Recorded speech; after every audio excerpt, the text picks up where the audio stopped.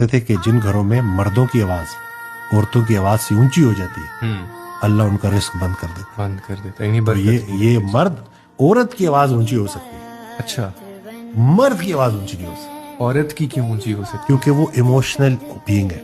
اس کے ہارمون کا امبیلنس چل رہا ہوتا ہے. بچوں کو دیکھ رہی ہوتی ہے, ایک جگہ پہ کنفائنڈ ہے.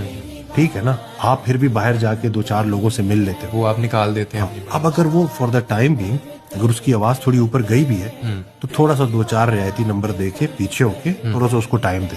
بالکل. اور ایک اور اس کی جو سائیکی ہے نا, اس کو سولوشن نہیں چاہیے ہوتا. مجھے ایک فکرہ عطا ہوا تھا کہ عورت کی لمبی زبان اس لیے کیونکہ مرد کے لمبے کان ہیں. اچھا, تو ذرا سا اگر ٹائملی ہم ان کو سن لینا, کیونکہ اگر اپنا گھر سکون کا باعث نہیں ہے تو استغفار کا مقام. بالکل ایسا.